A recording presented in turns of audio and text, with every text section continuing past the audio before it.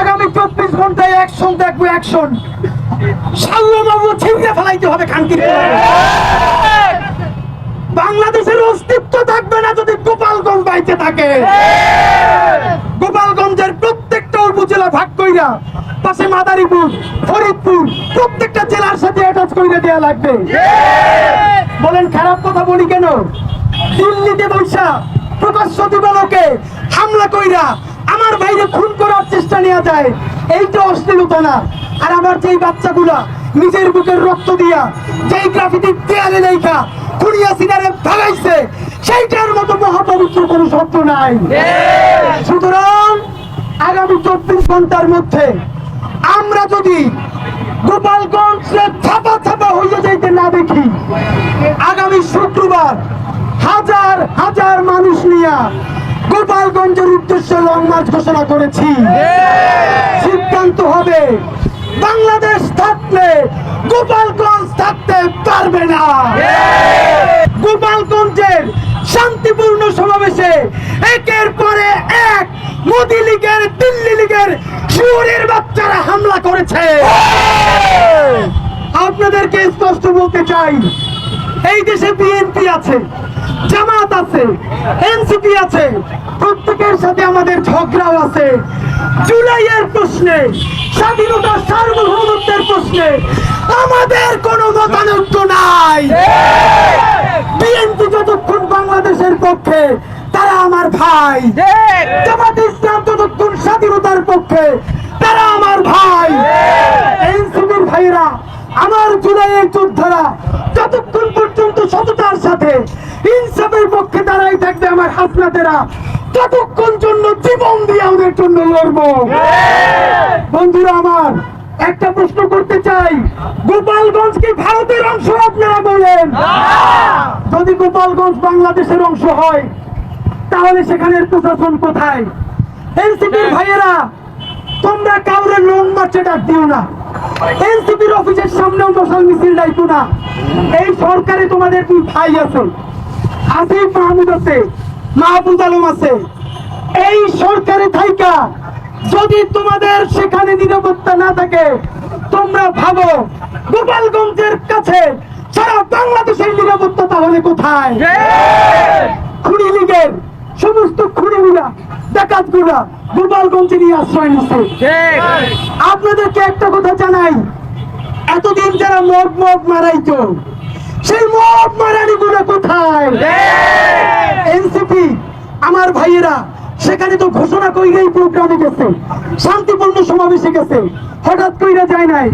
আপনারা যখন জানেন যেখানে খুনি লীগ ভিডিও করেছে তাদের উপরে হামলা করবে, তাহলে কেন অন্য জেলা থেকে পুলিশ নিয়ে নিরাপত্তার চাদর বিছিয়ে দেওয়ার চেষ্টা করেন নাই? আর্মিরে বলতে চাই, গুন্ডা প্রদীপের কবর পাহারা দেওয়ার জন্য চতুর্দিক ঘিরে রাখছেন, আর আমার ভাইগুলা আহত অবস্থায় কাঁপছে, তাদের পাশে আপনাদেরকে দেখতে পাই নাই কেন? আর্মির ম্যাজিস্ট্রেটে থাকা অবস্থায় একটা শান্তিপূর্ণ সমাবেশে পূর্ব পরিকল্পিত ভাবে প্রকাশ্যে ঘোষণা দিয়া খুনিরা কিভাবে তাদের উপরে হামলা চালাইতে পারলো? ইন্টারিমকে অতি দ্রুত জবাব দিতে হবে, উপদেষ্টা আসিফ এবং মাহফুজকে জবাব দিতে হবে, আর্মি চিফ ওয়াকার সাহেবকে জবাব দিতে হবে, পুলিশের আইজিপি আপনাকে জবাব দিতে হবে। এত কথা বলবার সময় নাই, মব মব মারাও। আমার ভাইগুলো মাত্র গোপালগঞ্জ থেকে বের হচ্ছে, প্রত্যেকের গাড়িতে বোমা মারছে, গ্লাস ভাইনা পড়ছে। ভিডিওতে দেখলাম আমাদের বোনেরা তাদের ওড়না খুলে তারপরে গ্লাসের পাশে ধরে রাখছে, যাতে ভাইগুলোর উপরে আরো আইসা তারা আক্রমণ করতে না পারে। কি বিভৎস! আপনারা ভাবেন, স্বাধীন বাংলাদেশে গোপালগঞ্জ নামে বেগম জিয়া যিনি বলেছিলেন বাংলাদেশে গোপালগঞ্জের নাম বদলে দেওয়া হবে। ম্যাডাম জিয়া, আপনারে আল্লাহ এত বেশি রাজনৈতিক দূরদর্শিতা দিচ্ছে, আমরা পরম আল্লাহর কাছে দোয়া করি এই স্বাধীনতা সার্বভৌমত্ব সুরক্ষিত হওয়ার আগ পর্যন্ত আল্লাহ যেন আপনারা নিয়ে খায়াত দেয়। বন্ধুরা, বিএনপি জামাত কোন দল বুঝি না, খুনি লীগের বিরুদ্ধে, মোদি লীগের বিরুদ্ধে, সন্ত্রাসীদের বিরুদ্ধে সারা বাংলাদেশ বনাম আওয়ামী লীগ।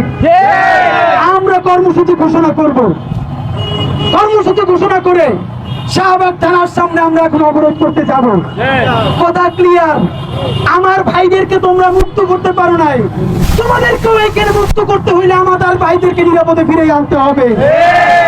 আমরা এখন শাহবাগ থানায় যাব, শান্তিপূর্ণ অবস্থান কর্মসূচি করব। আর যদি কেউ মত মারায় স্যান্ডেল মাইরা মুখের দাঁত ফালাই দিব বললাম। শুয়োরের বাচ্চারা এই ঢাকা থেকে কাছে আমার ভাই বোনেরা আজকে ভাবেন কি ভয়াবহ অভিজ্ঞতা জুলাইয়ের 1 বছর পর। এখন পর্যন্ত আপনি গোপালগঞ্জকে নিয়ন্ত্রণে নিতে পারেন নাই, আপনি কোন রুমাটা ছিটছেন সেইটা আমাদেরকে বলেন। বন্ধুরা, এই সরকারকে আগামী 24 ঘন্টা সময় দেওয়া হলো। আজকে বুধবার, আগামীকালকে বৃহস্পতিবার, 24 ঘন্টা সময়। এর মধ্যে আমার ভাইদের উপরে যারা হামলা করেছে তাদের বহুজনের ভিডিও ফুটেজ আছে।